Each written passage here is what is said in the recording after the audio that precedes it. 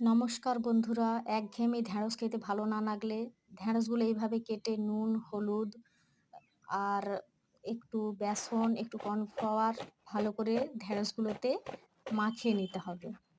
তারপর ভালো করে মাখা হয়ে গেলে এটা আমি কড়াইতে তেল দিয়ে ভেজে নেব।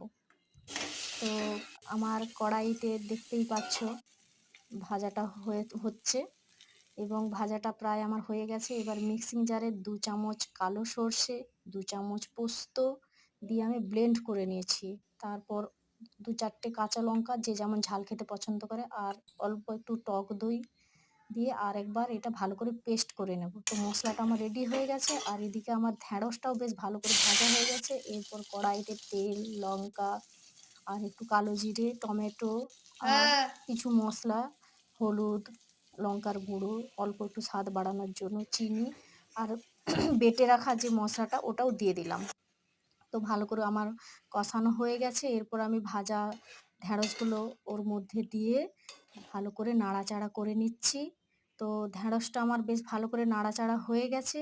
এরপর আমি ঢ্যাঁড়সটা দেখতেই পাচ্ছ একটু বেশ মাখো, মাখো হয়ে গেছে। এই পর্যায়ে আমি নামিয়ে নিয়েছি। তো আমার ঢ্যাঁড়সটা প্রায় দেখতে খুবই সুন্দরই লাগছে এবং আমার রেডি ঢ্যাঁড়সের কারি এটা।